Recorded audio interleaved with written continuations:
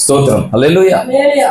దేవుని పరిశుద్ధ వాక్య భాగంలో నుండి అపోస్తలుడైన పౌలు గారు కొరింథీయులకు రాసినటువంటి 2వ కొరింథీ పత్రిక 11వ అధ్యాయము 28వ వచనం.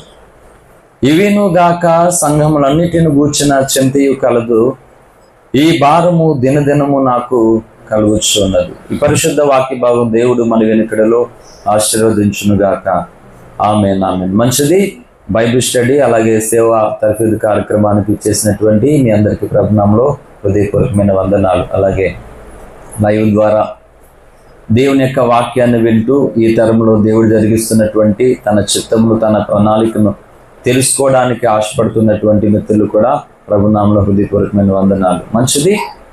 అపోస్తలుడైనటువంటి పౌలు గారు దేవుని కొరకు ఒక అసాధారణమైనటువంటి జీవితాన్ని జీవించాడు. ఆయన జీవించినటువంటి జీవితాన్ని మనం ధ్యానం చేస్తే, ఆలోచన చేస్తే, ఒక మనుషుడు ఇంతలాగా దేవుణ్ణి ప్రేమిస్తాడా, ఇంతలా దేవుని కొరకు బ్రతుకుతాడా, ఇది ఎలా సాధ్యము అని ఆశ్చర్యపోయే రీతిగా అపోస్తలుడైన పౌలు గారు జీవించారు. హల్లెలూయా. ఈనాటి క్రైస్తవులు, ఈనాటి యొక్క సేవకులు ఏదో ప్రసంగం చేసుకుంటూ వెళ్ళిపోవడం కాదు, ఏదో దేవుణ్ణి నమ్ముకుని చర్చికి వెళ్ళి కానుకలు ఇచ్చుకుంటూ వెళ్ళిపోవడము కాదు. మనము కూడా మనం నమ్మినటువంటి దేవుని కొరకు ఈ సమాజం ఆశ్చర్యపోయే రీతిగా మనం బ్రతకాలి. అలా బ్రతకకపోతే యేసయ్యను ఏమని మనం ప్రకటిస్తాము? మా దేవుడు చాలా గొప్పోడండి అని అంటే అందరూ ఎలా వినేస్తారు? వినరు. గొప్ప దేవుని కొరకు నువ్వు గొప్పగా జీవించాలి. హల్లెలూయా. అంటే క్రియలు లేని విశ్వాసం మృతమని బైబిల్ చెప్పింది. మరి మన ప్రేమ, మన విశ్వాసం అన్ని లోపడే మనం దాచేసుకుంటే ఇతరులకి ఎలా తెలిస్తే ఏంటి? తెలుసాయా? తెలియదు. అవి వ్యక్తపరచాలి. కనుక పౌలు ప్రతిదీ కూడా తన జీవితంలో ప్రభువును గూర్చి దాన్ని వెల్లడి చేశాడు. ఎందుకంటే ఈరోజు పౌలు లాంటి సేవ నేను చెయ్యాలి అనే ఒక నియమము, రోషం, పట్టుదల, విశ్వాసం, భారం నీకు నాకు కలగాలి. అలా కలగడానికి ఆయన అనేకులకి ప్రేరణగా తన జీవితాన్ని జీవించాడు. హల్లెలూయా. కనుక ఈరోజు మన జీవితం అనేకులకి ఎలా ఉంటుంది? ప్రేరణగా అంటే ఏం క్రైస్తవులో ఇల్లు అన్నట్టుగా ఉంది. హల్లెలూయా. అంటే పౌలు జీవించినటువంటి జీవితం ఈరోజు మన అందరికీ ప్రేరణే కదా. కానీ ఈరోజు మనం జీవిస్తున్నటువంటి జీవితం ఎవరికి ప్రేరణ? అంటే మనం ఈ లోకముతో పాటు ఏదో ఒక వృత్తిని మనం చేసుకుంటాం. అందరిలాగా తినాలి, అందరిలాగా మనం విశ్రాంతి తీసుకోవాలి, అందరిలాగా ఏదో ఒక పని చేసుకోవాలి. ఇవన్నీ కామనే. తినాలి, త్రాగాలి, నిద్రపోవాలి. త్రాగాలంటే నీళ్లు తీసుకోవాలి. కానీ భక్తి మాత్రం నువ్వు అందరిలాగా చేయడానికి వీలు లేదు. నువ్వు ఒక స్పెషల్గా ఉండాలి. ఎంత స్పెషల్ అంటే అసలు ఆ పరలోకంలో దేవదూత కూడా సరిపోకూడదు నీతోటి. వీళ్ళని వాళ్ళు పోల్చుకోవడం ఏంటంటే నాన్ సెన్స్. ఇదంతా దేవదూతలు కూడా మనకి సరికాదు మాట. అలా ఉండాలని ప్రభు చెప్తూ ఉన్నాడు. అలాగా అపోస్తలుడైన పౌలు గారు బ్రతికారు. కనుక బైబుల్ స్టడీ అంటే థియాలజికల్గా చారిత్రకమైనటువంటి సంగతులు, క్రీస్తు పూర్వనాడు, క్రీస్తు శకవనాడు, అలా ఫలానా రాజు కాలంలో జరిగిన సంగతులను గురించి మాట్లాడటమే కాదు. ఇంకా బైబిల్ స్టడీ అనేసరికి ఈనాటి తరానికి, ఈనాటి సంఘాలకి ఏదో ఎక్కడికో వెళ్ళిపోతూ ఉన్నారు. నేను చెప్తున్నది ఏంటంటే బైబిల్ స్టడీ అంటే నా వరకు ఏంటంటే థియాలజికల్ సంగతుల కంటే కూడా పరిశుద్ధాత్మకు నువ్వు ఎలాగ కనెక్ట్ అవ్వాలి, ఇది చాలా ఇంపార్టెంట్. హల్లెలూయా. బైబిల్లో ఫలానా సంగతి ఫలానా రాజు కాలంలో ఫలానా సంవత్సరంలో జరిగింది అని మనకు తెలియపోవచ్చు. దానివల్ల నష్టమేం లేదు, ప్రమాదం ఏమి లేదు. కానీ ఆత్మదేవునితో నీవు కనెక్ట్ అవ్వకపోతే ఈ లోకంలో మునిగిపోతాం. ఈ లోక బంధాలలో, ఈ లోక ఆలోచనలో మనం మునిగిపోతాం అన్నమాట. కనుక బైబిల్ స్టడీ అంటే ఏంటంటే పరిశుద్ధాత్మతో నువ్వు కనెక్ట్ అవ్వడం. హల్లెలూయా. కనెక్ట్ విత్ క్రైస్ట్, యేసుకి కనెక్ట్ అవ్వాలి. కనెక్ట్ విత్ హోలీ స్పిరిట్, పరిశుద్ధాత్మకు కనెక్ట్ అవ్వాలి. హల్లెలూయా. కాబట్టి దేవుని యొక్క మనస్సును మనం ధ్యానించడం బైబిల్ స్టడీ అంటే. హల్లెలూయా. అంటే పరిశుద్ధాత్మ దేవుని ఆలోచన ఏంటి, దేవుని యొక్క మనసు ఏ విధంగా పనిచేస్తోంది, క్రీస్తు మనసు ఈనాటి సంఘానికి ఎలా వస్తుందో ఇత్యాది సంగతులను గూర్చి పరిశీలనగా తెలుసుకోవడమే బైబిల్ స్టడీ. హల్లెలూయా. కానీ థియాలజికల్ గా బైబిల్ స్టడీ అంటే ఇవేమి ఉండవు. అక్కడ క్రీస్తు మనసు, ఓ పరిశుద్ధాత్మకు కనెక్ట్ అవ్వడం ఏమీ ఉండదు. చారిత్రకమైనటువంటి సంగతులను గూర్చి క్రీస్తు పూర్వం నాడు ఎక్కడికో వెళ్ళిపోతారు అయ్యర్లు. హల్లెలూయా. అది తెలియలేనందువలన మనం ఏమి వేస్ట్ ఏమీ కాదు. ఇప్పటికీ అనేక బైబిల్ కాలేజీలకి వెళ్తున్నటువంటి వ్యక్తులు నన్ను చాలా సింపుల్ ప్రశ్నలు అడుగుతూ ఉంటారు, చిన్న చిన్న డౌట్స్ అడుగుతూ ఉంటారు. వాళ్ళకి అది చాలా పెద్ద, నేను వాళ్ళని తప్పు పట్టడం కాదు కానీ చెప్తూ ఉన్నాను. అంటే ఈ సంగతులను కూడా బైబిల్ కాలేజీకి వెళ్ళలేని వ్యక్తిని బైబిల్ కాలేజీలో ట్రైనింగ్ అయినటువంటి వ్యక్తులు అడుగుతున్నారంటే వెరీ నామోస్. అంటే ఆ సంగతులను అక్కడ చెప్పడం లేదు బైబిల్ కాలేజీల్లో. ఏంటి, నేనేమన్నా బైబిల్ కాలేజీ పండుతున్నా, బైబిల్ కాలేజీకి వెళ్ళానా అంటే ఏం వెళ్ళలేదు. కానీ నన్ను అడిగే డౌట్స్ అవి పెద్ద డౌట్లే కాదు, అసలు ఒక ఆర్డినరీ క్వశ్చన్స్, సామాన్యమైనటువంటి ప్రశ్నలు. ఎవరైనా సర్వసాధారణంగా బైబిల్ అలా చదువుతూ ఉంటే బోల్ ప్రశ్నలు వస్తాయి. అలాంటి ప్రశ్నలు అంతే. అవి 4 సంవత్సరాలు థియాలజికల్ MDH BTH ఇవి చేసి bachelor of theology and master of theology ఇవి చేసినటువంటి వ్యక్తులు చిన్న చిన్న డౌట్లు అడుగుతుంటారు. కయ్యనికి భార్య ఎక్కడి నుంచి వచ్చింది ఫాస్టర్ గారు, ఇది పెద్ద డౌట్ లాగా. ఇది ఇలాగా పనికి రానిటువంటి డౌట్లు ఎన్నో అడుగుతూ ఉంటారు అన్నమాట. అందుకే చెప్తున్నాను, పరిశుద్ధాత్మ దేవునికి కనెక్ట్ అవుతే నీవు నీ వ్యక్తిత్వ నిర్మాణమును ఎలా కట్టుకోవాలో, పరిశుద్ధాత్మ దేవుడే నీలో ఎలా నివసించాలో ఈ సంగతులు గూర్చి ధ్యానం చేస్తావు అన్నమాట. హల్లెలూయా. కనుక స్టడీ అంటే అర్థం ఏంటంటే పరిశోధించుట, పరిశీలించుట అని అర్థం అన్నమాట. యెహోవా వాక్యము కొంత ఇచ్చట కొంత అచ్చట ఉన్నదని యెషయా ప్రవక్త ద్వారా దేవుడు చెప్పాడు. మనం ఏం చేయాలంటే అచ్చట ఇచ్చట ఉన్నటువంటి లేఖనాలను మనం పరిశీలన చేసి ఒక చోట పోగు చేసుకోవాలి అన్నమాట. కాబట్టి అంశాలు అడుగు పెడుతూ ఉన్నాను. పౌలు ఒక సామాన్యమైన మనుషుడే, కానీ అసాధారణమైనటువంటి జీవితాన్ని తను జీవించగలిగాడు. హల్లెలూయా. ఈరోజు పౌలు మనలాంటి వాడే, కానీ ఆయన ఎంతో ఉన్నతమైనటువంటి భక్తి చేయడానికి పూనుకున్నాడు. ఈ తరంలో చూస్తే మరొక పౌలు లాగా ఎంతమంది కనబడుతున్నారు? ఎన్ని సంఘాలు తమ సేవకుని గూర్చి మా సేవకుని స్వరము పౌలు స్వరం అని చెప్పగలుగుతారా? అండ్ బోల్డ్ సంఘాలు ఉన్నాయి, వేల మంది లక్షల మంది సంఘాలలో జనులు ఉన్నారు. ప్రతి సంఘము కూడా మా బోధకుడు పౌలు పోలి నడుస్తూ ఉన్నాడు, పౌలు స్వరమే ఈ స్వరము అని చెప్పగలరా? చెప్పలేరు. అందుకే నేను చెప్తున్నాను, ఎందుకు మనం సేవ చేయాలి? ఇదివరకు మీకు చెప్తూనే ఉన్నాను ఈ విషయం. మనం సేవ చేయకపోతే దేవునికి ఏమైనా నష్టమా? క్రైస్తవ సమాజానికి అనగా క్రీస్తు సంఘానికి ఏదైనా నష్టమా? మనం చేయకపోతే ఏ నష్టము లేదు. కానీ చేస్తేనే లాభ నష్టాలనే ఉన్నాయి, చేయడం ద్వారానే లాభ నష్టాలు ఉన్నాయి. కనుక మన ముందు ఈ తరములు అనేకులు సేవ చేస్తున్నారు, చూస్తున్నాం మనం. ఎవరు వెర్షన్ వాళ్ళే, ఒక్కొక్కరు ప్రేమను గూర్చి మాట్లాడతారు, వాళ్ళు వీళ్ళు కలవరు. వాళ్ళు ప్రేమ ప్రసంగాలు చేస్తారు, వీళ్ళు ప్రేమ ప్రసంగాలు చేస్తారు. మరి ప్రేమ కలిసి ఉండాలని చెప్తుందా, దూరంగా ఉండాలని చెప్తుందా? కలిసి ఉండాలని చెప్తుంది. ఇన్ని ప్రేమ ప్రసంగాలు చెప్తారు కానీ కలిసి ఉండడానికి అవకాశం ఎవరు అవతల వాళ్ళకి? మరి ఏటిది అంటే మనం చూస్తున్నది ఏంటంటే అక్షరాల 190% పైబడి బోధకులు ప్రసంగాలు చేసుకుంటూ వెళ్ళిపోతున్నారు. వాళ్ళు బ్రతుకు కాలంలో పౌలు శిష్యుల దగ్గరికి కూడా చేరలేరు వాళ్ళు. హల్లెలూయా. బ్రతుకు కాలం, లైఫ్ టైం పౌలు యొక్క శిష్యుల దరిదాపులోని కూడా చేరలేరు వారి యొక్క ఐడియాలజీ. మరి వీళ్ళు ప్రసంగాలు చేస్తే పరిశుద్ధాత్మ దేవుడు మురిసిపోతాడా అంటే మరి మనం అనుకోవచ్చు, ఇన్ని కార్యాలు ఎలా జరుగుతున్నాయి దేవుడు లేకపోతే? పరిశుద్ధాత్మ దేవుడు వారిని వాడుకోకపోతే ఇన్ని అద్భుతాలు ఎలా జరుగుతున్నాయి, ఇన్ని కార్యాలు జరుగుతున్నాయి? వాడుకోవట్లేదని ఎవరన్నారు? ఏండి, బైబిల్ గ్రంథంలో చూస్తే ఏండి, కోరేష్ అనేటువంటి ఒక రాజు కొరకు ఇది వరకు నేను ఇక్కడే ప్రసంగం చేశాను. అతడు ఎవరు? ఒక అన్యరాజు. అతన్ని వాడుకోలేదా దేవుడు? అన్యరాజు దేవుడు తలపెట్టినటువంటి పనిని, ఏంటి, సొలొమోను ద్వారా కట్టబడినటువంటి దేవాలయమును పాడైపోతే దాన్ని బాగు చేయడానికి కోరేష్ రాజుని దేవుడు ఏర్పాటు చేసుకున్నాడు. బైబిల్ గ్రంథంలో ఎంతో మంది అన్యులు ఉన్నారు. నన్ను మహిమపరచడానికి అన్యుడు తప్ప అన్నాడు యేసుప్రభు వారు. ఈ అన్యుడు తప్ప మిగిలిన వారు ఎక్కడ అన్నాడు? అవునా కదా? ఎంతో మంది ఉన్నారు అలాగా. కనుక ఆయన ఏంటంటే కృప కలిగినటువంటి దేవుడు గనక భూమి మీద ఎవరు తనకి మొర్ర పెట్టినా, ఎవరు తనకి ప్రార్థన చేసినా, ఎవరు మూలుగులు నిట్టూర్పులు వీడినా గాని ఆ పరమందున్నటువంటి దేవుడు ఆలకించి వారి పట్ల తన కృపను, తన ప్రేమను వెల్లడిపరుస్తాడు దేవుడు. హల్లెలూయా. మనం ప్రార్థన చేస్తే ఏదో కార్యం జరుగుతుంది కదా, ఏదో అదైపోతుంది కదా, ఇంకా ఇదే పరిపూర్ణత అనేటువంటి నమ్మడానికి వీలు లేదు.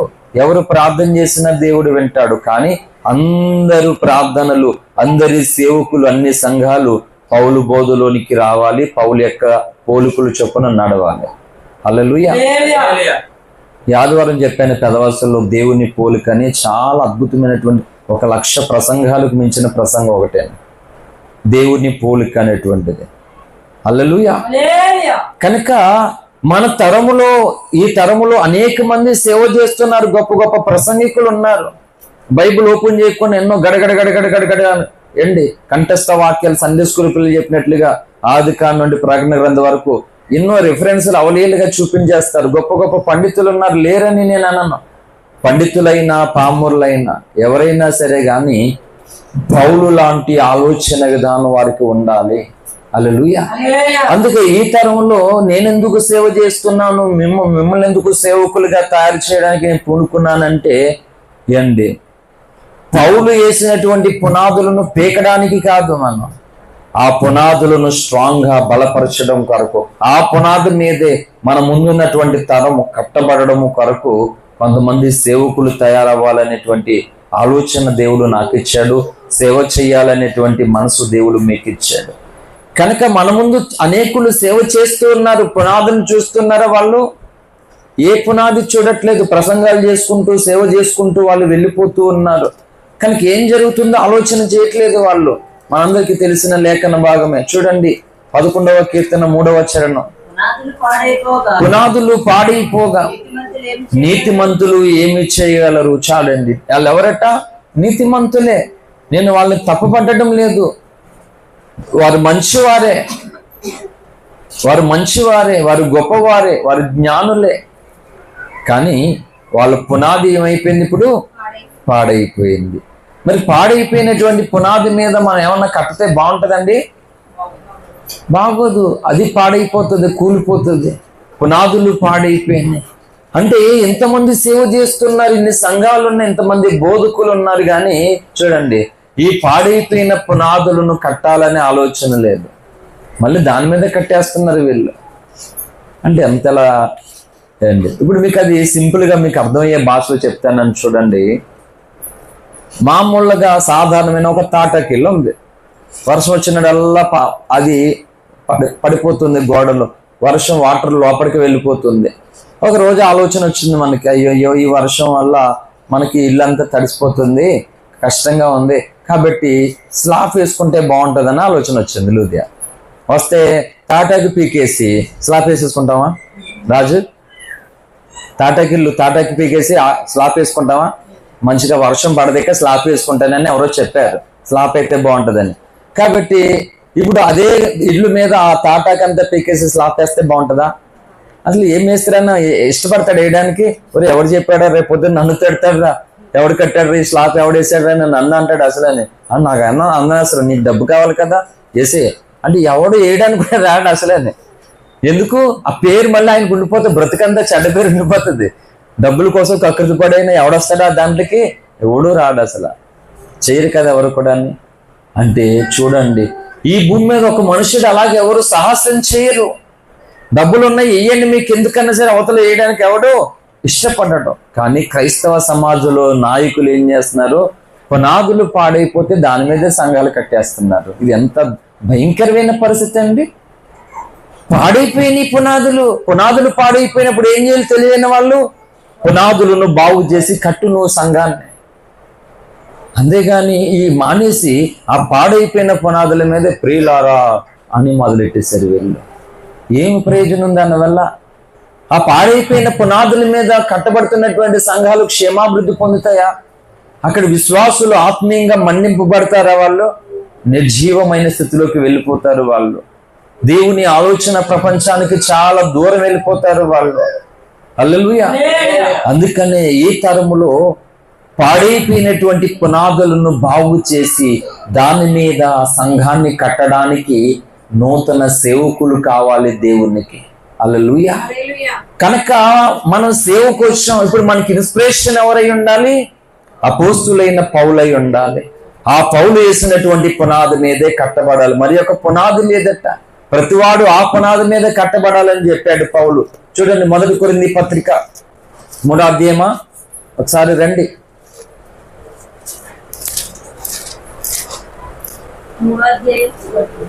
10 వచనం చదవండి. చూడండి, దేవుడు నాకు అనుగ్రహించిన కృప చొప్పున నేను నేర్పరైన శిల్పకారుని వలె పునాది వేసి తిని మరి అప్పుడు దాని మీద కట్టుచున్నాడు.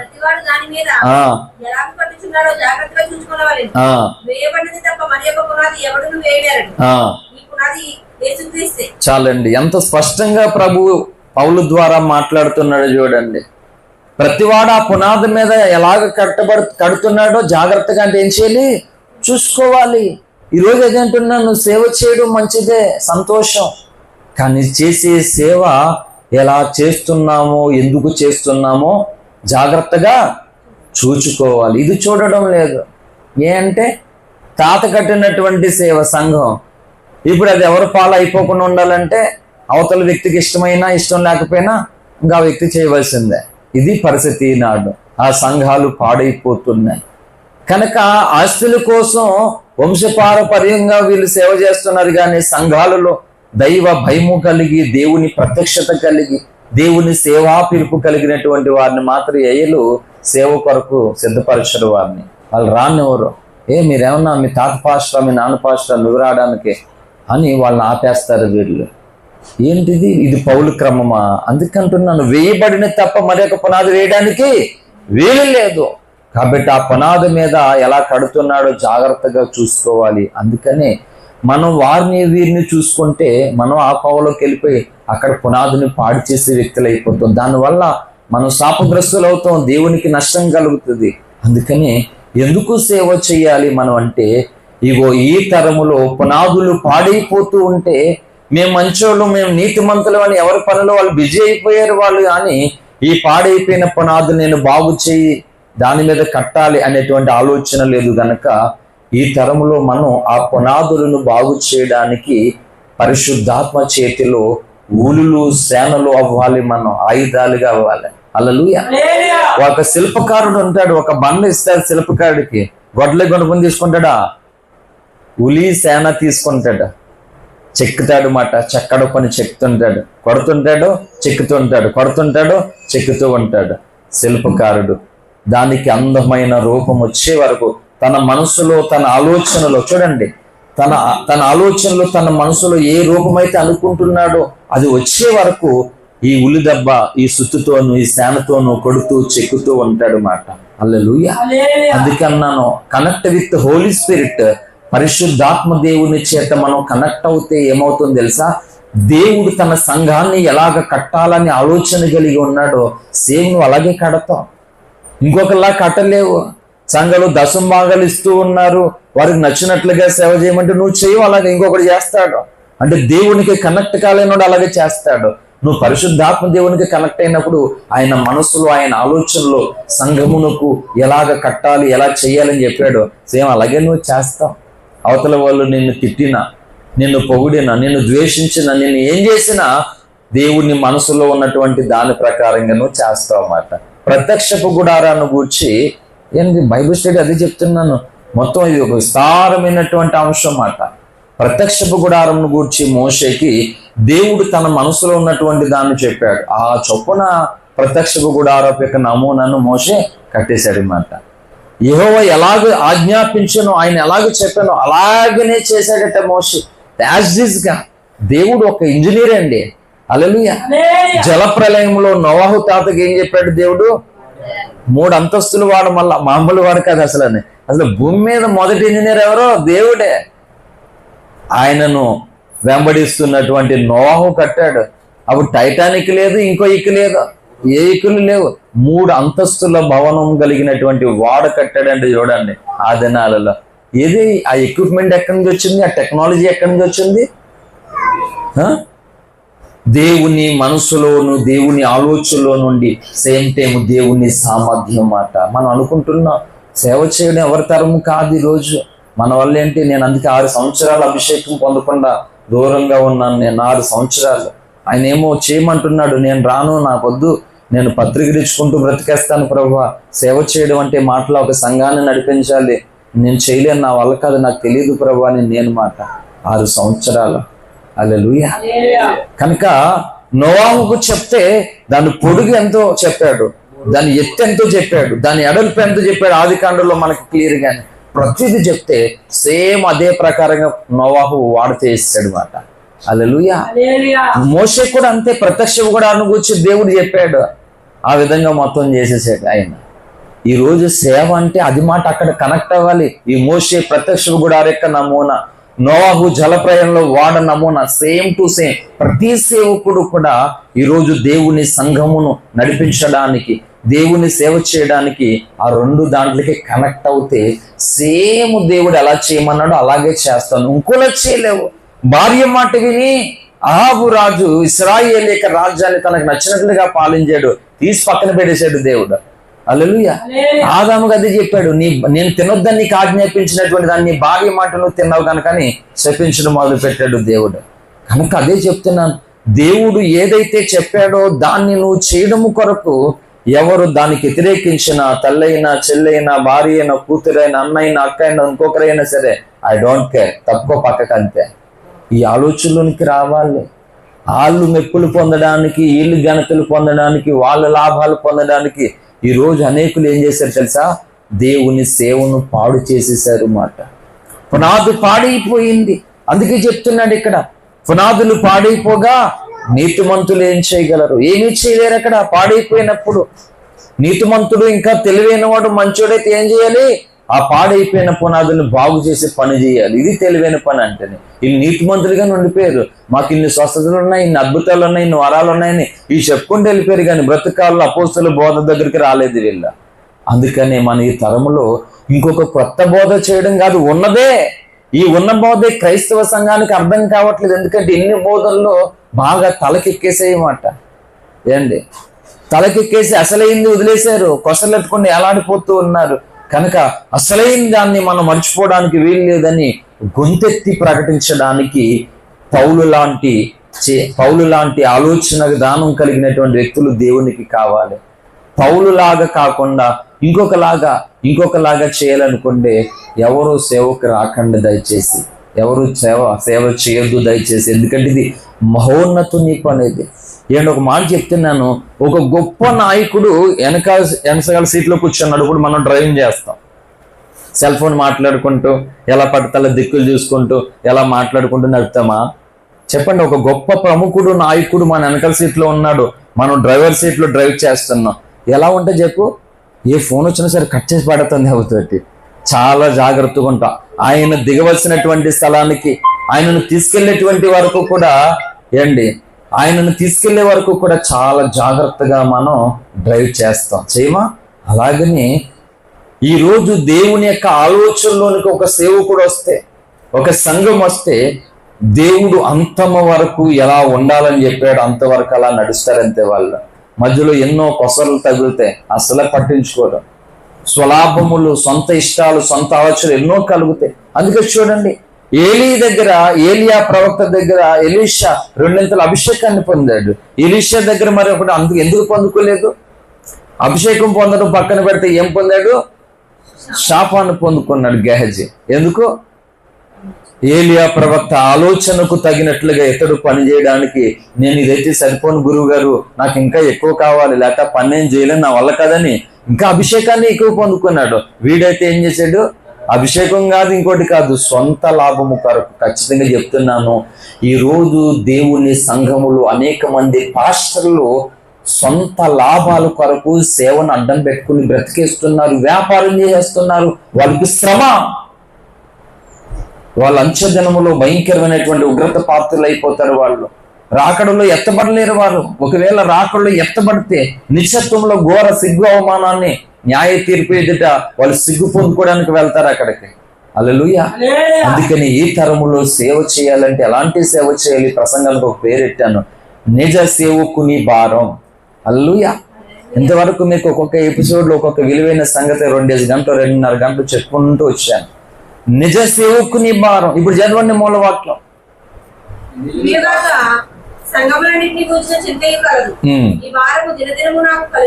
చాలండి. ఏమంటున్నాడు పౌలు గారు? సంఘములన్నిటిని గూర్చిన చింతయు కలదంట. దాన్ని ఏమన్నాడు? చింతని భారము అన్నాడు. చింతని. ఈ భారం ఏమవుతుందంట? దినదినము కలుగుచున్నదండి. ఎందుకు పౌలు గారు? దేవుడు మీకు శ్రేష్ఠ ప్రత్యక్షతలు, శ్రేష్ఠ కృపావారాలు ఇచ్చారు. పౌలు గారి యొక్క నడానికి కట్టుకున్నటువంటి ఆ నడుకట్టు ఎవరన్నా ముట్టుకుంటే స్వస్థతలు కలిగేసి వాళ్ళకి. పౌలు గారు నడిచినప్పుడు ఆ నీడ ఎవరినైనా తాకితే వాళ్ళకి స్వస్థతలు జరిగాయి. అటువంటి పరిశుద్ధాత్మ అభిషేకము చేత నింపబడినటువంటి దైవజనుడు పౌలు గారు. అటువంటి వ్యక్తికి చింత ఏంటండి? అటువంటి వ్యక్తికి భారం ఉండడం ఏంటి? ఈయన అంత గొప్ప ప్రార్థనాపరుడు కదా. పౌలుని యేసుక్రీస్తు ప్రభువారిని ఎరిగినట్లుగా అపోస్తలుల్లో ఇంకెవరూ అంత ఎరగలే పౌలు ఎరిగినట్లుగా. ఇంకా చెప్పాలంటే యేసు ప్రభువారి కాలంలో సజీవులుగా యేసయ్యతో వెంబడించినటువంటి పేతురు, యాకోబు, యోహాను, ఆంద్రే, మత్తయి, తోమా, ఫిలిప్పు, లూకా వీళ్ళందరూ వేరు. అసలు యేసయ్య చనిపోయినటువంటి తర్వాత వచ్చినటువంటి ఈ సౌలు అనబడిన పౌలు వాళ్ళందరికంటే ఒక శ్రేష్ఠ ఉన్నత అంతస్తులకి వెళ్ళిపోయాడు. అలాంటి వ్యక్తి చింతపడుతున్నాడట. దేని కొరకు? అయ్యో నాకు ఎవరు దశంభాగాలు ఇవ్వట్లేదు అని చింత. ఈరోజు దాని కొరకే ఏడుపులు గోలనమాట. గాయాలతో గొర్రె ఉన్నప్పుడు ఆ గొర్రెని కట్టాలి, ఆ గాయము కట్టాలి, వాళ్ళని ప్రేమతో నడిపించాలనేది లేదు కాపర్లకే. ఆ గాయపడుతున్నటువంటి వారి దగ్గర పిండే వాళ్ళు బలవంతంగా దోచుకోవాలన్నమాట. ఈ వంకర బుద్ధితో ఉన్నారు వీళ్ళు. ఆ సంఘానికి క్షేమాభివృద్ధి కలిగించేది వీళ్ళు. నిశ్చయముగా సంఘక్షేమానికి నాశనాన్ని తెచ్చేటువంటి అడ్డుబండలు వీళ్ళ. అలాంటి సంఘాలలో జనులు ఉండడం కంటే బయటికి అర్జెంటుగా వెళ్ళిపోవడం వారికి మేలు. కొంతమందికి ఎలాంటిది వేశారంటే ఎక్కడ బాప్తిజం పొందామో ఇంకా అక్కడే బతుకంతా అక్కడే, ఇంకా ఎక్కడ పొందామో అక్కడే బంధించేశారు వీళ్ళందరూ. లేఖనాల దగ్గరకు తీసుకురావట్లేదు సంఘాలను. ఎందుకంటే లేఖనాల దగ్గర తీసుకొస్తే వీళ్ళు రంగులు ఊడిపోతాయి, వీళ్ళు ముసుగులు ఊడిపోతాయి లేఖనం దగ్గరికి వెళ్తే. అందుకని ఒక్కరిని నోరెత్తనించారు లేఖనాల కోసం. ఎందుకంటే వీళ్ళు సంఘాన్ని గ్రిప్లో పెట్టుకుని చెరికి రాసి ఉంటుంది కదా, పిండెత్తుంటాడు కదా, మొత్తం తీసేయగలిగి పిండెత్తుంటాడు కదా. అలాగా సంఘాలను ఇలా పిండే వరకు ఈయన బతుకంతా పిండేస్తాడు. ఈయన పోయేడానికి ముసలోడు, తర్వాత ఆళ్ళ కొడుకు వస్తాడు, ఆడి పిండేస్తాడు. ఆడిపోయేడానికి వీళ్ళ కొడుకు వస్తాడు. ఇంకొకరి తర్వాత ఒకటి పిండేసేయడం వీళ్ళందరినీ తరతరాలు అన్నమాట. అంతేగాని వాళ్ళ మీద, వాళ్ళ తలల మీద పరిశుద్ధాత్మ అభిషేకము కుమ్మరించబడేటట్లుగా వీళ్ళు నడిపించారు వాళ్ళని. హల్లెలూయా. కనుక పౌలు గారికి ఏముందంటే సంఘములన్నిటిని గూర్చిన చింత ఉంది. హల్లెలూయా. ఈరోజు అనొచ్చు, నీ సంఘాన్ని కూర్చు, నువ్వు చెప్పుకో, నీ సంఘాన్ని నువ్వు చెప్పుకో, ఎలాగని నీ సంఘాన్ని నువ్వు నడిపించుకో. మా సంఘాల కోసం నీకు ఎందుకంటే బడితే నీ సంఘమేట్రా, అన్ని సంఘాలు ఆయనవి. హల్లెలూయా. ఆయన సంఘం పాడైపోతున్నప్పుడు ఆ భారం నిజ సేవకునికి ఉండాలి, ఉంటుంది కూడా. ఎవరి సంఘం పాడైపోతే నాకెందుకు అనుకున్నవాడు సేవకుడు కాడు. వాడు బెగ్గరవాడు. అసలైనటువంటి అడుక్కునేవాడు ఎవడంటే వాడే మాట. దేవుని సంఘం పాడైపోతుండగా ఏ మాత్రం చీకు చింత లేకుండా తన సొంత లాభము కొరకు బ్రతుకుతున్నవాడు వాడు కాపరి కాదు. హల్లెలూయా. వాడు పందుల కాపరి. వాడు గొర్రెల కాపరి కాదు, వాడు పందుల కాపరి వాడు మాట. పందులు కాపరి పందుల పిల్లల వల్ల మేలు పొంది లాభం పొందినట్లుగా ఏమన్నా మంచి తోవలో మురికంటిదిగో ఉన్న పందుల కాపరని ఎందుకన్నా తెలుసా? గొర్రెల కాపరి అనుకో, గొర్రెలకి మురికంటుకుంది అనుకో, అయ్యో అని చెప్పి దాన్ని తుడుస్తాడు. పందుల కాపరికి మురికంటే తుడుతాడా? అసలు దానికి కావాల్సిందే మురుకు. అదే పందుల కాపరి ఎక్కడ తోసుకెళ్తాడో పరిశుద్ధ స్థలాల్లోక, మంచి స్థలాల్లోకినా.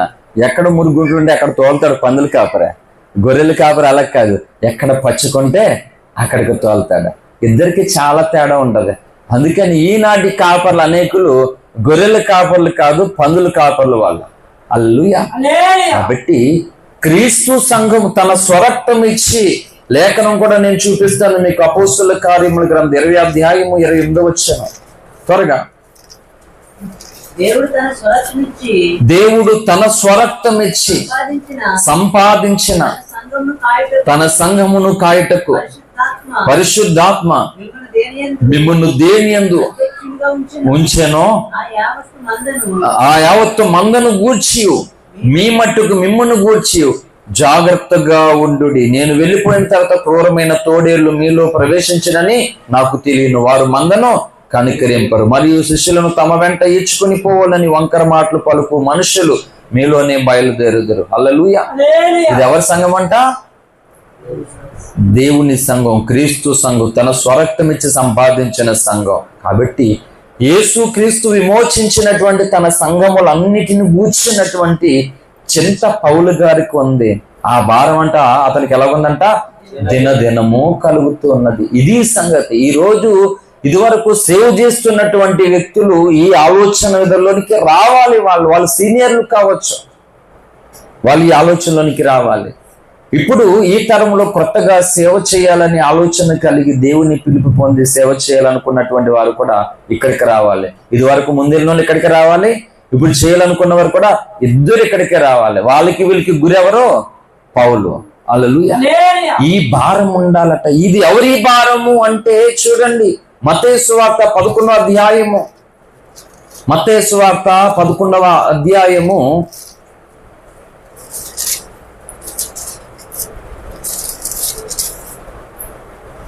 30వ వచనం. ఏలయనగా నా కాడి సులువుగాను.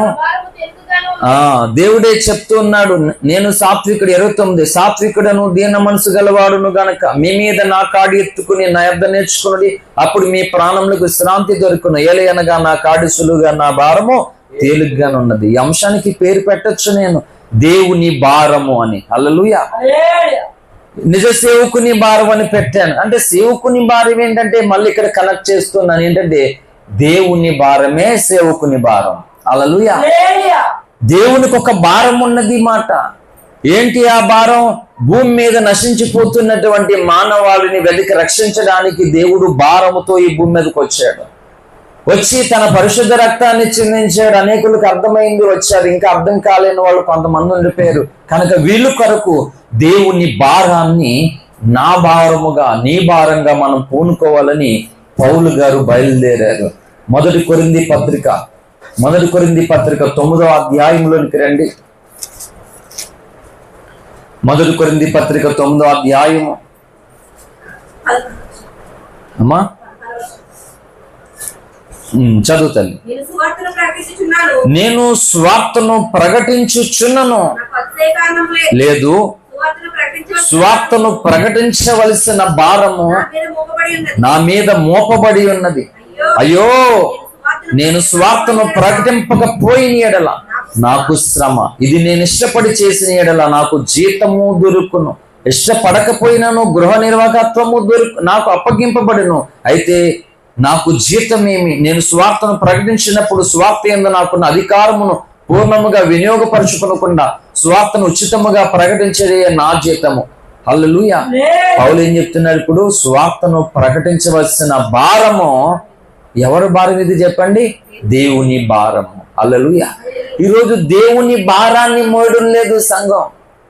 హల్లెలూయా. దేవుని భారం మోయట్లేదు. తల్లిదండ్రుల ఆస్తులు కావాలి కానీ తల్లిదండ్రుల కష్టాన్ని పంచుకోరట. తల్లిదండ్రుల ఆస్తులు కావాలి, తల్లిదండ్రుల కష్టం. ఇప్పుడు తల్లిదండ్రులకు ఆస్తుంది అనుకో, ఎవరికి వస్తుంది ఆస్తి? వాళ్ళ పిల్లలకు వస్తుంది. ఇప్పుడు తల్లిదండ్రులకు అప్పులు ఉన్నాయి. ఇప్పుడు ఆ అప్పు ఎవరు తీర్చాలి? పిల్లలే తీర్చాలి. అది ఎలా రైట్ అవుతుందో ఇది అలాగే రైట్ కదా. ఆస్తి అయితే పంచుకుంటే కానీ అప్పులు మాకెందుకు అంటున్నారా? తప్పు కదా. ఇప్పుడు ఎలా ఉందంటే పరలోకం కావాలంటే అందరికీ, ప్రతి సంఘానికి ప్రతి బోధకి ఏం కావాలి? పరలోకం కావాలి. అవునా? మరి అయితే ఆయన భారం ఇదిగో ఇది అంటే స్వాచ్ఛతే కొడతారు కదా అని ఒకడు తిడతారు, అంతే. లేకపోతే ముద్దెట్టుకుంటే తీసుకెళ్ళి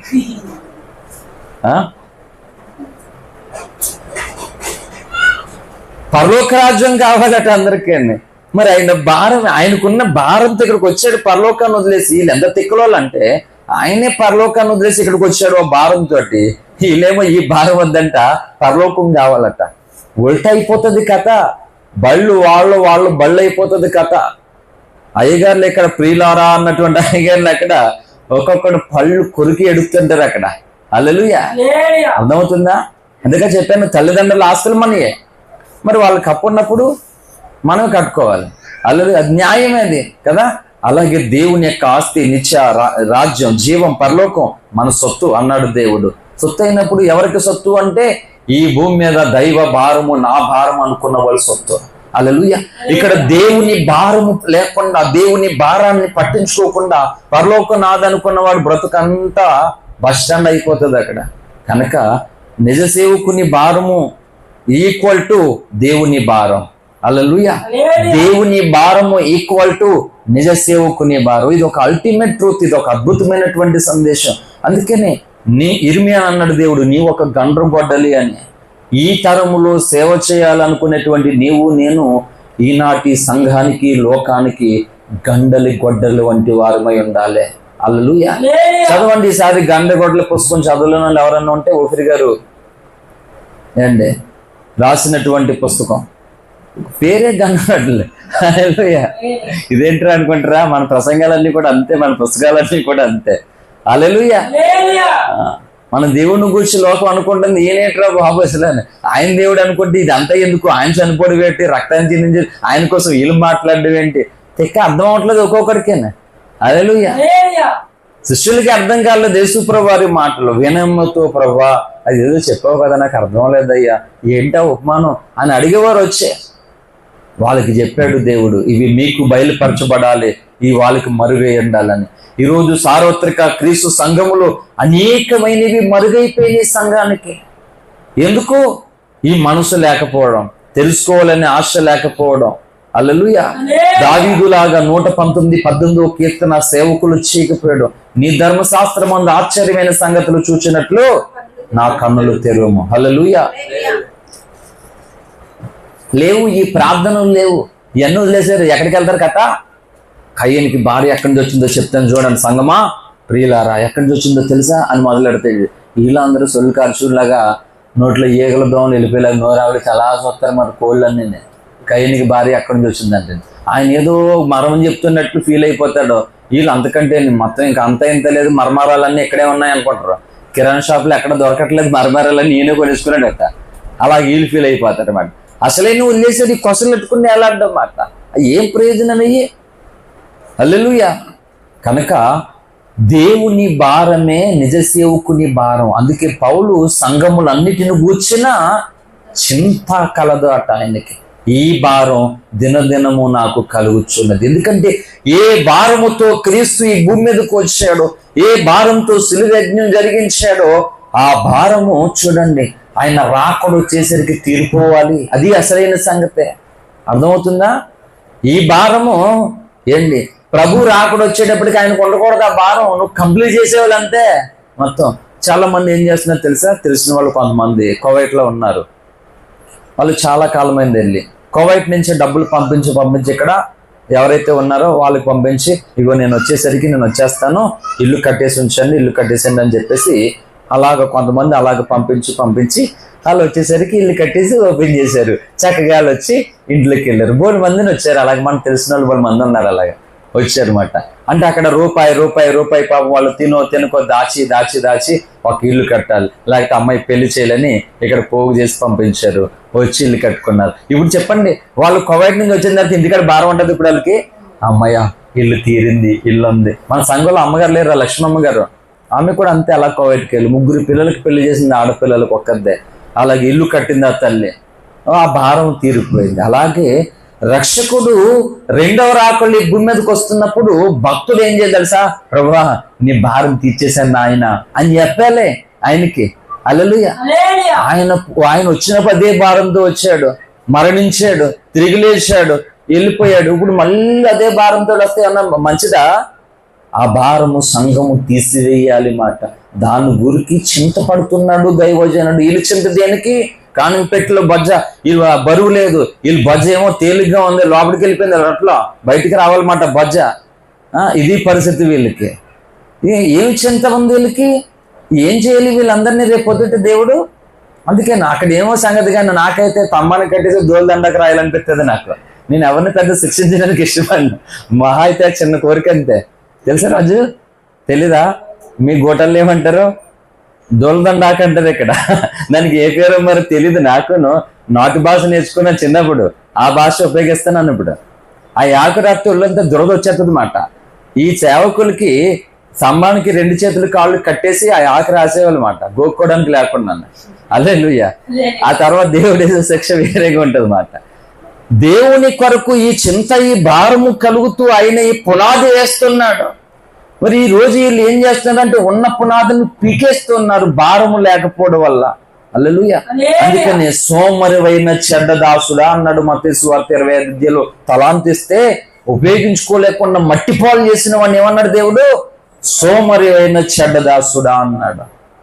ఎవరిని అంటే దేవుడే ఇచ్చిన తలాంతును ఉపయోగించకుండా మట్టిపాలు చేసిన వాళ్ళని. హల్లెలూయా. మరి ఇన్ని ప్రార్థన చేస్తే స్వస్థత జరిగి అద్భుతాలు జరిగి ఆశ్చర్యం అన్నవాడు ఇప్పుడు ఆ పునాది కట్టాలా లేదా? చెప్పండి, అవునా కదా? ఆ పునాది వెయ్యాలా లేదు? ఇప్పుడు ఆ వేయబడిన పునాది మీద సంఘాన్ని కట్టాలా లేదా? కట్టలేనోడిని కూడా దేవుడు ఇప్పుడు ఏమనాలి? ఖచ్చితంగా అదే అంటాడు. అదే మాట, సోమరువైన చెడ్డదాసుడా అంటాడు. అంటే ఈ ప్రత్యక్షత దెయ్యాల మీద ఉపయోగిస్తాడు. హల్లెలూయా. మరి సంఘంలో ఉన్నటువంటి జనులను దేవుని కొరకు ఉపయోగించాలా లేదా? ప్రయోజకులు చేయాలా లేదా? దాని మీదే ఉంటది ఏడుపు అంతాను. అందుకని పౌలుకి స్వార్థ విషయంలో ఆ భారం ఉంది, సంఘాల విషయంలో ఈ భారం ఉంది. ఇంకా చాలా సంగతులు చెప్పాడు. త్వరగా మనం ముందుకు వెళ్దాం. చాలా సంగతులు ఉన్నాయి. 2వ కొరింథీ పత్రిక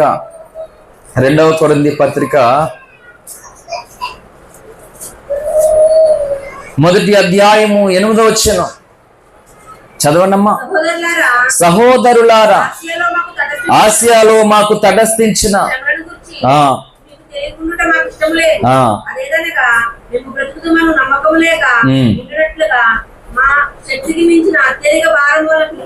చూడండి, పౌలు గారు బ్రతుకుద్దామని నమ్మకం లేదంటే అత్యధిక భారం వల్ల కృంగిపోయినాడు. దేని కొరకు చెప్తున్నాడు? మళ్ళీ ఏమన్నాడు? మీకు తెలియకుండా మాకు తెలియాలట. చూడండి, ఇలాగా ఒక దైవజనుడు ఎలాంటి భారము కలిగి సేవ చేస్తూ ఉన్నాడో, తన మీద ఎలాంటి భారము మోపబడి ఉన్నదో సంఘానికి తప్పకుండా తెలియాలట. హల్లెలూయా. సంఘానికి తెలియకపోతే సంఘానికి ఆ భారము, హల్లెలూయా, సంఘానికి ఆ భారము రాదు. సంఘానికి తెలియాలి ఆ భారం. హల్లెలూయా. అందుకే చెప్తున్నాడు ఏమని? సహోదరులారా, ఆసియాలో మాకు తటస్థించిన శ్రమను గూర్చి మీకు తెలియకుండా మాకు ఇష్టము లేదు. అదేమనగా మేము బ్రతుకుదమను నమ్మకమే లేక ఉండినట్లుగా మా శక్తికి మించిన అత్యధిక భారం వలన కృంగిపోతుంది. పిల్లలు సైలెంట్గా ఉండాలి. హల్లెలూయా. అంటే దైవజనుడి మీద ఉన్నటువంటి భారం మనకు తెలియపోతే మనం వాక్యాలు వింటాం, వెళ్ళిపోతాం అంతే. అలాగా ఎప్పటికీ తయారవ్వాలనేటువంటి ఆలోచన మనకి కలగదు. మీరు సంఘాలు అలాగే ఉన్నాయి. ఎలా ఉన్నాయి? సింపుల్ గానే అయ్యగారు బోల్ సంపాదించుకుంటాడు, అయ్యగారు ఏక డబ్బులు అడిగేస్తాడు, అయ్యగారు పద్దానికి డబ్బులు అంటాడు. సంఘానికి ఇది అలవాటు అయిపోయింది. ఇప్పుడు ఇంకేమి తయారవుతారు సంఘం? ఇంకా సనుక్కున్న తిట్టుకొని ఇవ్వకపోతే ఒక ఏడు పెడతాడు. ఏమండి, ఇంకా అదే ప్రసంగం చేస్తాడు ఇచ్చేదాకానే.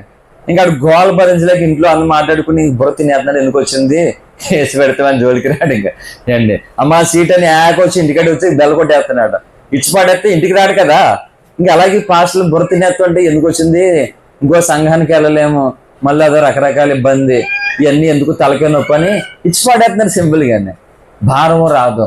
అందుకని మీకు తెలియకుండా మాకు ఇష్టమో లేదన్నాడు. ఎందుకు అనంటే దైవజనుడు ఎలాంటి భారంతో సేవ చేస్తున్నాడో, దేవుని పని చేస్తున్నాడో అది నీకు తెలుసున్నాడు.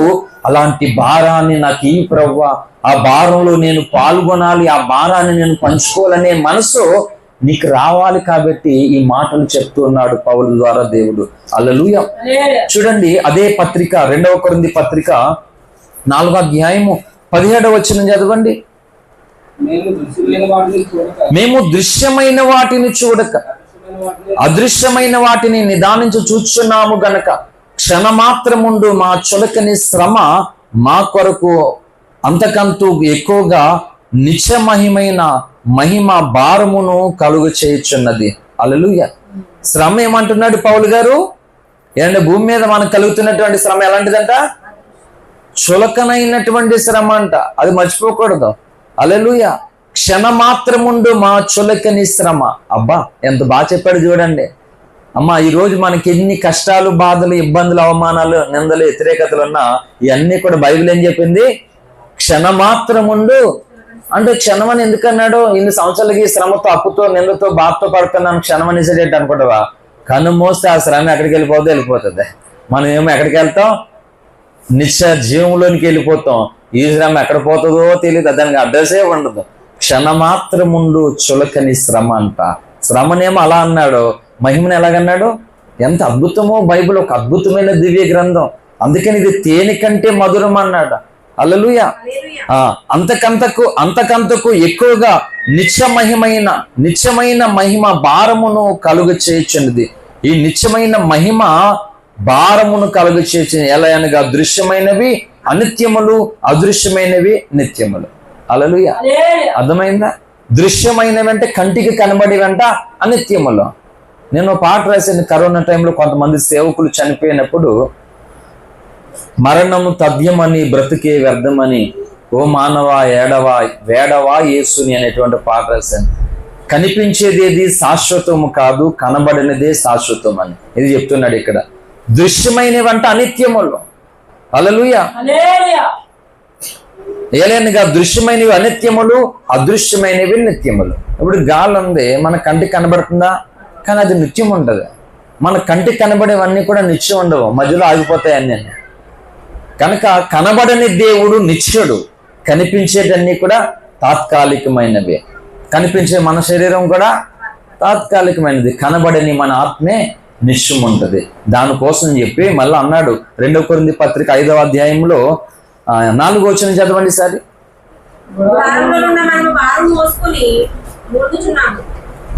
మీరు ఈ వదిలేశారు, ఆ 2 కలిపి ఉన్నప్పుడు అక్కడి నుంచి మీరు అలాగే చదవాలి.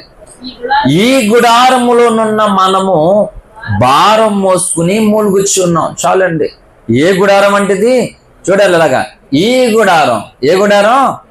మనది. ఈ గుడారం అంటే అమ్మా మన శరీరం అనే గుడారం, ఇల్లు మనకు ఒక గుడారం. అందుకే ఇశ్రాయేలీయులు వీళ్ళు అరణ్యం యాత్ర చేసినాడు, వాళ్ళు ఏం చేశారు? గుడారాలు వేసుకునేవారు వాళ్ళు. ఆ గుడారం మళ్ళీ పీకేసుకుని మేఘస్తంభం బయలుదేరితే, అగ్నిస్తంభం బయలుదేరితే మళ్ళీ వెళ్ళిపోయేవారు వాళ్ళు. హల్లెలూయా.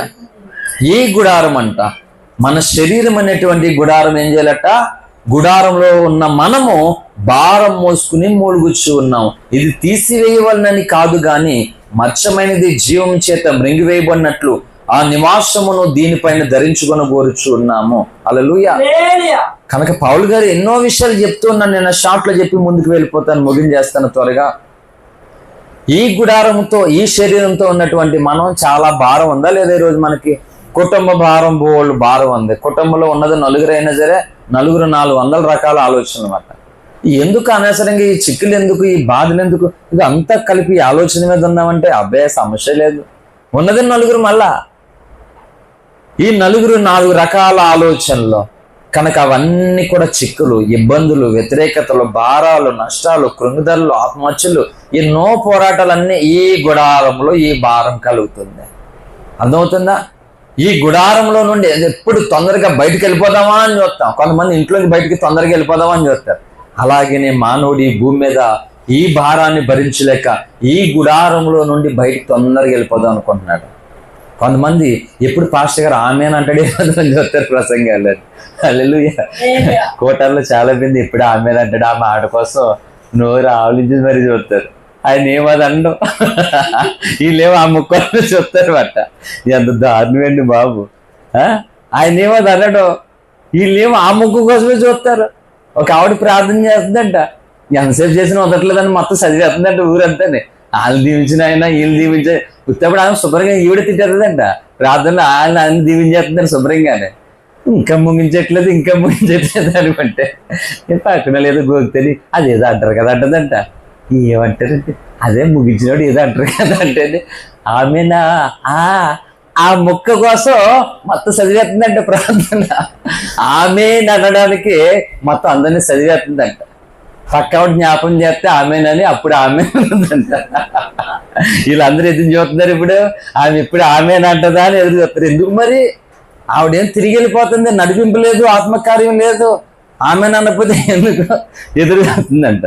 దేవుడు అలా మండిస్తున్నప్పుడు ఆమెన్ కోసం ఎదురు చూడకూడదు. హల్లెలూయా. అలాగ కలుగునుగా కన్నప్పుడు అప్పుడు ఆమెను అనుకోవాలి తప్ప, కానీ ముగించడానికి ఆమెన్ అనే పదం కోసం ఎదురు చూడకూడదు మనం. హల్లెలూయా.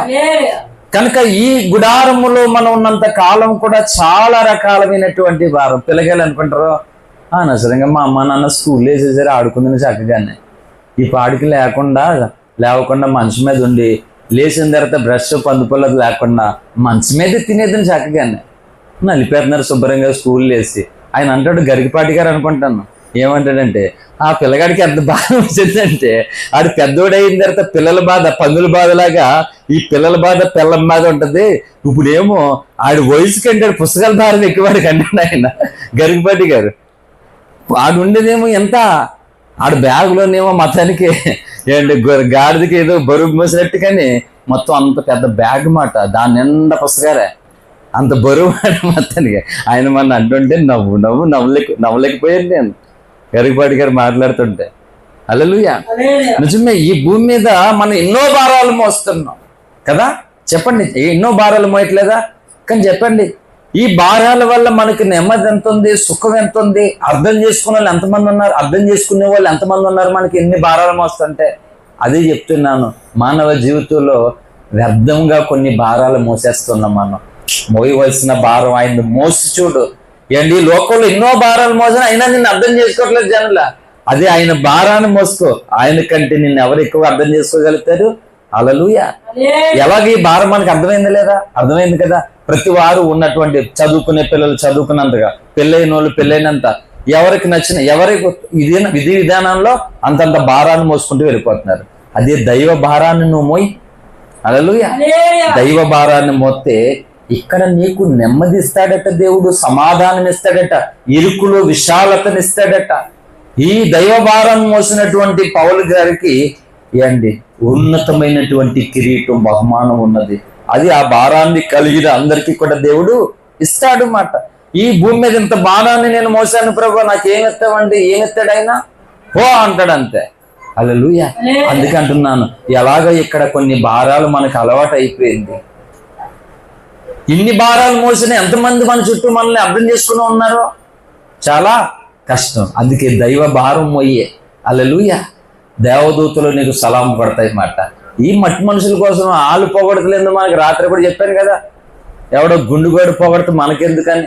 హల్లెలూయా.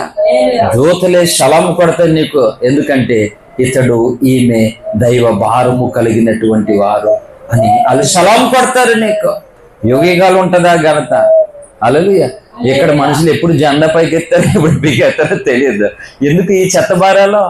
హల్లెలూయా. కనుక ఈ గుడారంలో మూలుగుతున్నామని పౌలు చాలా విషయాలు చెప్పాడు. నేను నన్ను వదిలేస్తున్నాను.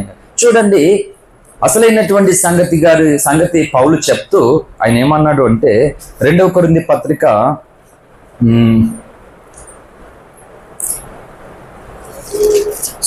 అపోస్తల కార్యం గ్రంథంలోనికి రండి ఒకసారి. అపోస్తల కార్యం గ్రంథం 15వ అధ్యాయంలోనికి రండి. 15:29. 15:29.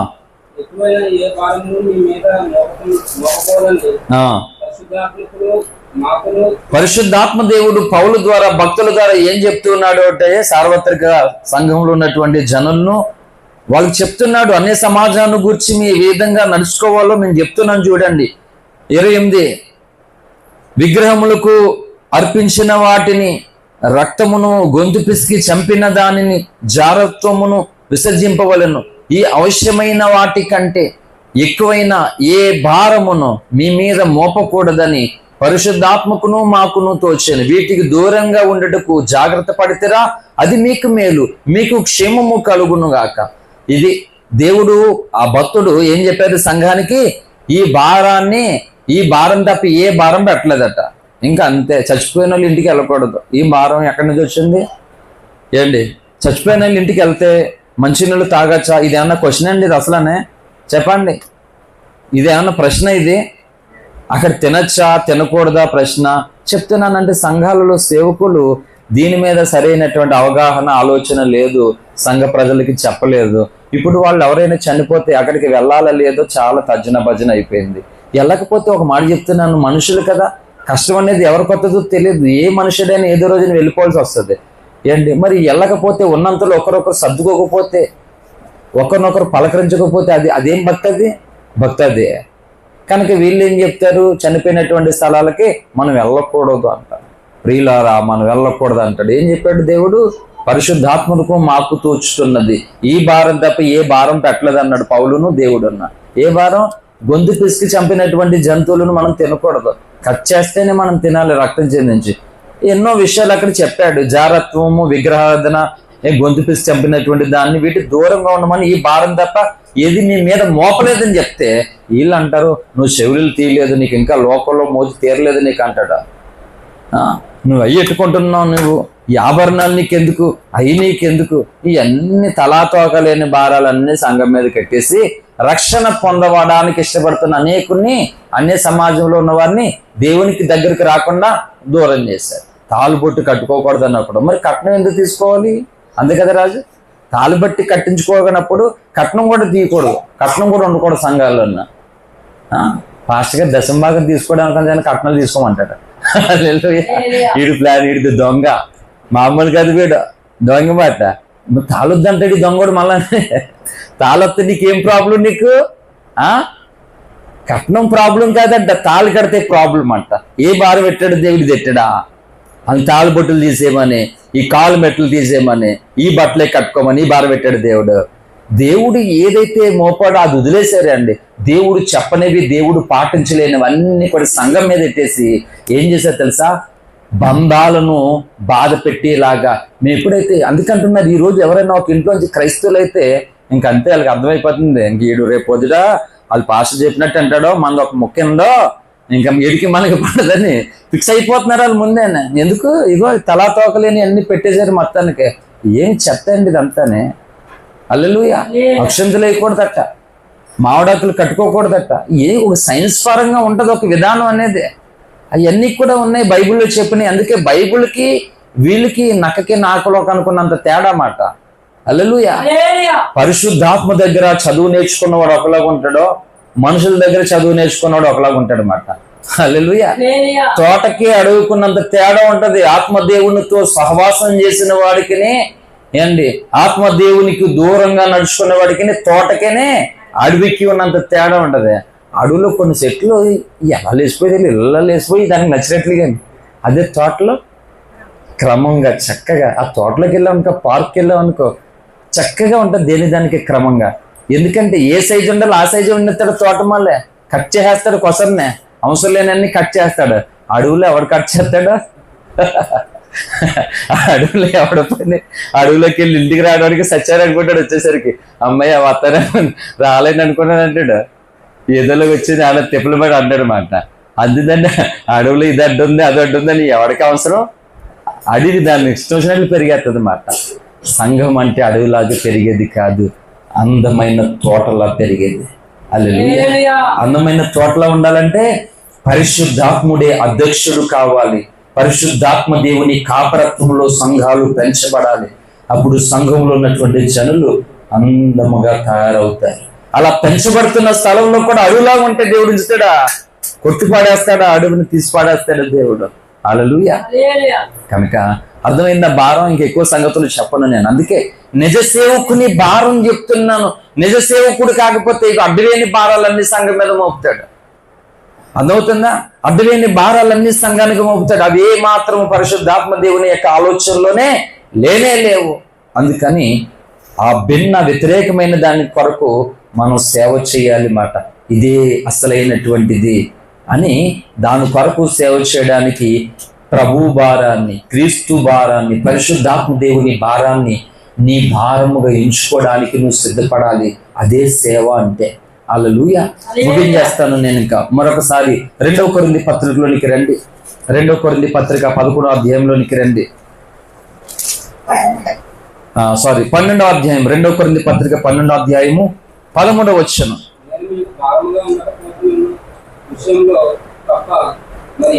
నేను మీకు భారముగా ఉండకపోతినను విషయములో తప్ప మరి ఏ విషయంలో మీరితర సంఘముల కంటే తక్కువ వారైతే నేను చేసిన ఈ అన్యాయమునకు క్షమించడి. ఇగో చదువుతున్నాను ఇంకా. ఇదిగో ఈ 3వసారి మీ వద్దకు వచ్చేటకు సిద్ధముగా ఉన్నాను. వచ్చినప్పుడు మీకు భారంగా ఉండను, మీ సొత్తును కాదు మిమ్మునే కోరుచున్నాను. పౌలు ఎందుకు ఆ మాటలు అంటున్నాడంటే ఇలా చూడండి, దైవజనుడు వస్తున్నాడు, కొంతమంది ఆ అక్కర్లు తీర్చినప్పుడు కొంతమందికి భారం అనిపిస్తుంది. నన్ను క్షమించండి, నేను మీకు భారంగా ఉన్నాను అనుకున్నప్పుడు నన్ను క్షమించండి. నేను మీకు భారంగా ఉండడం కాదు నా ఉద్దేశం, నా ఆలోచన, మిమ్మల్ని నేను కోరుకుంటున్నాను, నేను మీకు భారంగా ఉండడం కాదు అంటున్నాడు మాట. అది 14 మళ్ళీ చదువుతున్నాను. ఇదిగో ఈ 3వసారి మీ వద్దకు వచ్చేటకు సిద్ధంగా ఉన్నాను, వచ్చినప్పుడు మీకు భారంగా ఉండను, మీ సొత్తును కాదు మిమ్మల్నే కోరుచు ఉన్నాను. హల్లెలూయా. ఏం కోరుతున్నాడంట భక్తుడు? మనల్ని కోరుకుంటున్నాడంట, మన సొత్తును కాదంట. చెప్పండి, నిజంగా ఈనాటి సేవకులకి నువ్వు కావాలా, నీ సొమ్ము కావాలా? ఏం కావాలి నిజంగా?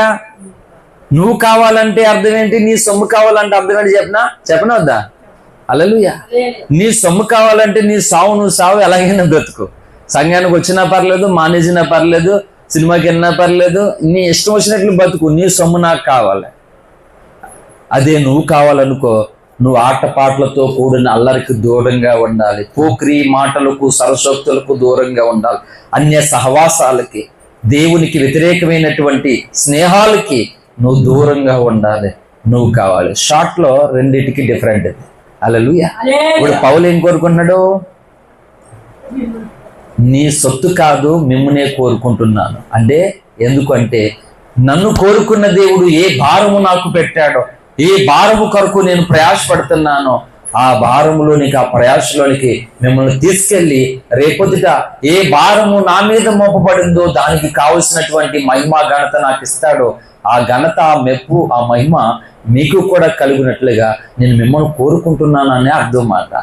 పౌలు నిజంగా ఎంత అద్భుతమైనటువంటి ఉన్నతమైనటువంటి వ్యక్తిత్వం కలిగిన వాడు నిజంగా. ఎందుకంటే ఆయన ఒకప్పుడు కనికరము లేకుండా, దయాదాక్షిణ్యం లేకుండా క్రీస్తు నామము పేరట దోషములకు దిగి ఆయన జనులను చంపడానికి, ఏమైనా చేసి జుట్టు పట్టుకుని ఈడ్చుకెళ్ళిపోవడానికి అంత భయంకరంగా తిరిగినటువంటి వ్యక్తి ఈరోజు ఎంత ఉన్నతమైన వ్యక్తిత్వంతో ఆలోచన చేస్తున్నాడు. పౌలు నిజంగా చాలా చాలా మంచి సేవకుడు మాట.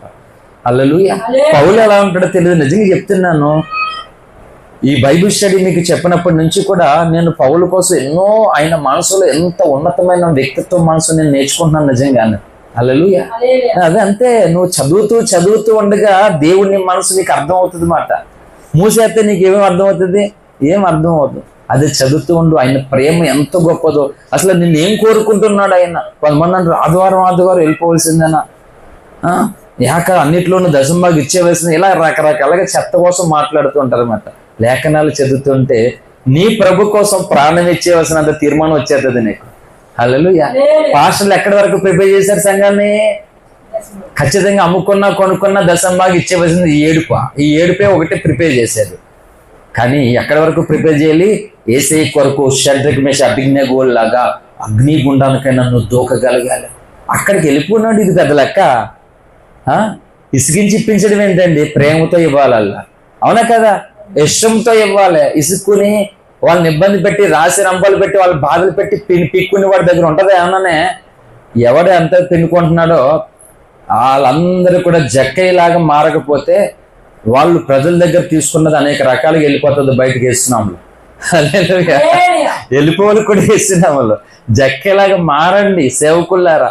ఎవరి దగ్గర అన్యాయంగా నేను తీసుకున్నా 4 ఇంతలు ఇచ్చేస్తాను అన్నాడా లేదా జక్కయ్య? ఈ పాస్టర్లు ఎప్పుడు ఇస్తారు అలాగా? ఎంతకాలం గోనలు వేసుకుంటారు? హల్లెలూయా. కక్కెత్తాడు పరిశుద్ధాత్మ దేవుడు ఆ గోనలన్నీ. బద్దలు కొట్టిస్తాడు ఆ తాళాలన్నీ. ఇనుప గడియలు పగలు కొడతాడు అన్నాడు కదా ఆయన. ఇత్తడి తలుపులు పగలు కొట్టి ఇనుప గడియలు విడగొడతాడట. యెషయా గ్రంథంలో వాగ్దానం అది. అందులోంచి సొమ్ము తీస్తాడట దేవుడు. నీకు రావాల్సినటువంటి ఆశీర్వాద జలాల్ని ఇత్తడి తలుపులు, ఇనుప గడియలు అడ్డున్నాయంట, దాన్ని బద్దలు కొట్టి ఇస్తాడట దేవుడు. హల్లెలూయా. జక్కేలాగా మారాలి ఈనాటి సేవకులు. కాబట్టి ఆయన పౌలు మాటికి చెప్పాడు అదే సంగతులు. 1 తెస్సలోనికలో చెప్పాడు, 2 తెస్సలోనికి చెప్పాడు, తిమోతిలో కూడా చెప్పాడు. ఏమని సంఘానికి? నేను మీకు భారముగా ఉండను, నేను భారముగా ఉండకూడదు అనుకున్నాడు. ఇంకా చెప్పాడు పౌలు కొన్ని చోట్ల భారంగా ఉండకుండా తన సొంత వృత్తిని కూడా కలిగి ఉన్నాడు. ఇక్కడ మీకు క్లారిటీ ఇస్తాను. సేవ చేస్తే ఉద్యోగం, వ్యాపారం, పని ఇంకొకటి చేయొచ్చా చేయకూడదు అనేది పెద్ద నాన్ సెన్స్. హల్లెలూయా. ఏం లేదు, సింపుల్గా ప్రభువు నీకు చెప్పేంత వరకు ఏ వృత్తిలో నీవు ఉన్నావో చక్కగా చేసుకుని కష్టపడు.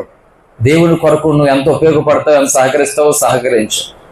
నాకైతే చెప్పాడు, నా కుమారుడా, ఏ ఉద్యోగం వ్యాపారం జోలికి నువ్వు వెళ్ళకూడదు, నువ్వు నాకు కావాలి, ఫుల్ టైం మినిస్ట్రీ కంప్లీట్గా నువ్వు సేవ చేయాలన్నాడు. వచ్చేసాను అంతే. అదే నువ్వు ఉద్యోగం చేసుకుంటూ సేవ చేసుకుంటూ వచ్చేసుకో. ప్రభు చెప్పలేనప్పుడు నువ్వు వదిలేకో. ఆయన చెప్పిన తర్వాత వదిలో, చెప్పకుండా వదిలేస్తే ఏంటంటే మా అయ్యగారు వదిలేశారు కదా అంటే మీ అయ్యగారు వదిలాడు, నువ్వు వదలొద్దు. హల్లెలూయా. ఆయనకి చెప్పాడు దేవుడు, నీకు చెప్పలేదు కదా. అందుకంటున్నాను, హ్యాపీగా ఉన్న పనిని, ఇగో పలానా రోజు దేవుని పని ఉంది కాబట్టి ఇప్పుడు అనవసరంగా నేను మానేయకూడదు, అనవసరంగా ఇప్పుడు లీవ్ పెట్టేసుకోకూడదు. ఈ లీవ్ అప్పుడు పెట్టుకుంటాను. మేము కాలేజ్ చదువుకున్నప్పుడు అలాగే ప్రార్థన కోటాలు అయ్యి ఉండేవి. ఇప్పుడు మానేస్తే అప్పుడు ఇబ్బంది అయిపోతుందని మొత్తం జ్వరం వచ్చినా సరే మానకుండా, చిన్నప్పుడు జ్వరం వచ్చేస్తే పంచుకున్నాం అనుకునే వాళ్ళు ఏమండి. కాలేజీకి వెళ్ళిన తర్వాత జ్వరం వచ్చినా సరే, ఎందుకో తెలుసా, మీటింగ్స్ ఉన్నాయి, ఎదుర ప్రేయర్స్ ఉన్నాయి, ఉపవాస ప్రార్థనలు ఉన్నాయి, అప్పుడు గడపడానికి ఇబ్బంది అయిపోతుందని మానకుండా వెళ్ళేవాళ్ళం. అక్కడ వెళ్ళి మొత్తానికి అన్నీ నాగాలక్కడ ఎట్టేవాళ్ళు మాట. హల్లెలూయా. అప్పుడు అడిగితే ఒంట్లో బాలేదని చెప్పేవాళ్ళు. ఒంట్లో బాగాలేనప్పుడేమో నిజంగా కాలేజీలో ఉన్నాం, బాగున్నప్పుడేమో ఒంట్లో బాగాలేదని చెప్తా. అందుకంటున్నాను, వ్యర్థంగా మనం ఎక్కడ పడితే అక్కడ జ్ఞానం కూడా ఉపయోగించుకోవాలి. క్రైస్తవుల్లో అనవసరమైన దానికి ఏంటి మానేసుకుంటారన్నమాట. అసలైన దానికేమో దూరం అయిపోతారు క్రైస్తవులు. అది కూడా జ్ఞానం ఉండాలి, కొంచెం ఆలోచన కలిగి ఉండాలి. సాధ్యమంత వరకు 2-3 ఉన్నారు ఒక చోట కాపలా ఉన్నాం, సపోజ్ ఉన్నాం కాబట్టి ఏం చేయాలి, కొంచెం తెలివిగాని ఎలాగో ఆప్షన్ ఉంది కాబట్టి ఆ కొద్ది సమయంలోనే నువ్వు ఆరాధనకి వెళ్ళడానికి, ప్రార్థన చేసుకోవడానికి, ప్రభు బల్లో పాలు పొందడానికి కొంచెం అవకాశాన్ని కల్పించుకుని చక్కగా 1 గంట అలాగే వెళ్ళి ప్రార్థనలో నువ్వు పాలు పొమ్ములు పొంది వాకి విని బల తీసుకుని నువ్వు వెళ్ళు. రాత్రంతా కాపలకే, సోదరా నైట్ అంతా నేను ఉంటాను, కొంచెం పగలు నాకు అవకాశం ఇయ్యి, నేను మధ్య ఆరాధనకి వెళ్ళి వచ్చేస్తాను, రిక్వెస్ట్ చేసుకో. కొంతమంది తెలుగుగానే వాళ్ళు ఉంటానని సరే పర్లేదు నేను ఉంటానులే, నువ్వు వెళ్ళిపోంటారు బట్ట ఇల్లు. ఏం తెలియదు తిక్క తెలియదు అంతాను. హల్లెలూయా. ఆప్షన్ లేదు. అప్పుడు దేవుడు ఒప్పుకుంటాడు. అవునా, ఎవరు లేరు, నువ్వు ఒక్కడే ఉన్నావు. అప్పుడు ఆదివారం ఆరాధన అంటే చెప్పు తీసుకుని కొడతానంటాడు దేవుడు. హల్లెలూయా. అక్కడ ఒక ప్రాణం దగ్గర నువ్వు ఉండాలి. అప్పుడు ఆరాధన కాదు ఇంపార్టెంట్, ఆ మనిషికి నువ్వు ఇంపార్టెంట్. అక్కడ కనికరము కలిగిన దేవుడు అండి, కఠినమైన వాడు కాదు దేవుడు. అదే ఆప్షన్ ఉంది అక్కడ. కాబట్టి పగలు నువ్వు నీ పని చూసుకుని రాత్రి నువ్వు ఉండు, వాళ్ళని పగలు పెట్టు. ఈ జ్ఞానం ఆలోచన అనేది క్రైస్తవులకు ఉండాలి. అంతేగాని మీరు అందరూ వెళ్ళిపోండి నేను ఒక్కడిని దొల్లేతాను ఇక్కడ అంటారన్నమాట. ఏది దేవుని దూరం చేసుకున్నా పిచ్చి పని కాదు అది. హల్లెలూయా. కాబట్టి పౌలు ఇలాగా మీకు నేను భారంగా ఉండను అంటూ డేరాలు కుట్టి కూడా తను కొంత సొమ్మును పోగు చేసుకున్నాడు, తను కష్టపడ్డాడు కూడా. ఇన్ని రకాల పరిచర్యలు మళ్ళీ నేను ఎలా కష్టపడడానికి అవకాశం కూడా వచ్చిందో తెలియదు పౌలుకి. అంటే ఉద్దేశం ఏంటంటే పాపం వాళ్ళకి ఇబ్బంది అయిపోకూడదు, వాళ్ళకి భారంగా ఉండకూడదని ఎన్నో కఠిన సవాళ్ళు చేసుకున్నాడు. అంత మాత్రమే కాదు, భక్తులకున్నటువంటి భారాన్ని అనేకులు పంచుకున్నప్పుడు ఒకవేళ కొంతమంది నన్ను తప్పుగా అనుకోవచ్చు, నన్ను క్షమించండి అంటున్నాడు ఆయన. ఇంకా చాలా విషయాలు ఉన్నాయి, సమయం లేదు కాబట్టి నేను ముగిస్తున్నాను. ఒకే ఒక విషయం చెప్పి ఫైనల్గా నేను ముగిస్తాను. గలతీ పత్రిక 6వ అధ్యాయంలోనికి రండి ఒకసారి. గలతీ పత్రిక 6వ అధ్యాయము 2వ వచనం. ఒకని భారమునొకడు భరించి ఇలాగు క్రీస్తు నియమమును పూర్తిగా నెరవేర్చుడి. హల్లెలూయా. ఏం చెప్పాడు ఫైనల్ గా? ఒకని భారమునొకడు ఏం చేయాలట? భరించాలట. ఒకని భారమునొకడు భరించి ఇలాగు క్రీస్తు నియమమును పూర్తిగా నెరవేర్చుడి. ఎలాగ నెరవేర్చాలి చూడండి, క్రీస్తు నియమము నెరవేర్చాలట. అంటే చెప్పండి, క్రీస్తు నియమం నెరవేర్చాలంటే ఏంటి? ఒకని భారం ఒకడు భరించాలి. అంటే ఎవరి భారాన్ని? తాగినోడు 2 బాటిల్ పెట్టుకొని తోలుతూ ఉన్నాడు, నేను ఒక్కడనే తాగి ఇంటికి వెళ్ళిన తర్వాత తన్నేస్తానని, కాబట్టి నువ్వు కూడా తాగావంటే నాకు కొద్ది దెబ్బలు తగులుతాయంటే ఆడి భారాన్ని పంచుకోవాలి. ఇప్పుడు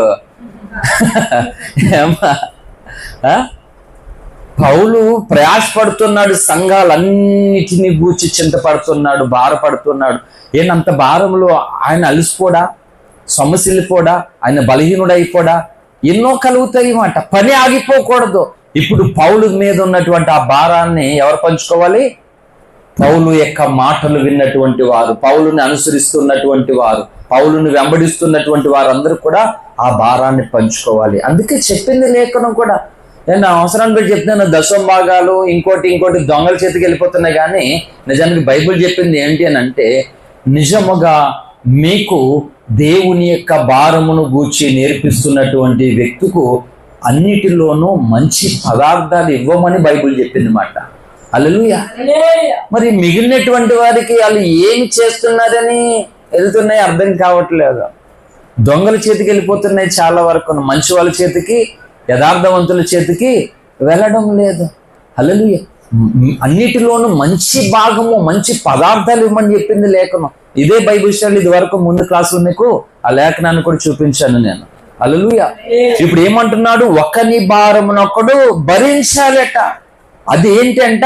క్రీస్తు నియమమును నెరవేర్చడం అంటది. క్రీస్తు భారాన్ని ఒక ఆయన పంచుకున్నాడండి. ఇప్పుడు ఆ భారాన్ని ఏం చేయాలి? నువ్వు పంచుకోవాలి నువ్వు. అందుకే చూడండి,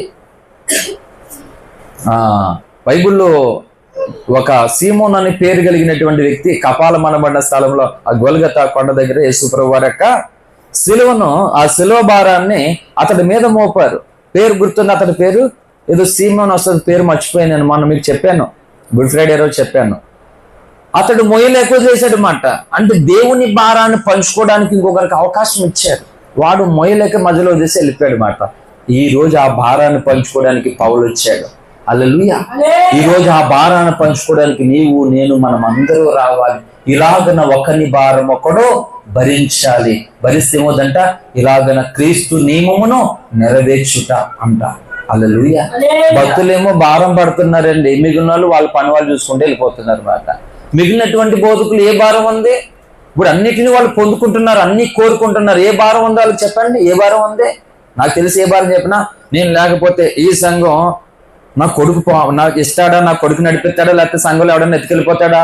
ముందే బాండ్ పేపర్ రాసేసుకోవడం. లేకపోతే సంఘాల వాళ్ళు రేపు పొద్దుట ఏమన్నా ఇది మాకు సమానం ఉంది అని ఎగరి మీద గొడవకు వచ్చేస్తారేమని సంతకాలు ఎట్టించేసుకుంటారు ముందుగా, తెలివైన కోళ్ళ. దీనికి భారం. అంతేగాని నేను వెళ్ళిపోతే ప్రభు దగ్గరికి నా తర్వాత ఈ సేవ పరిస్థితి ఏమవుతుంది?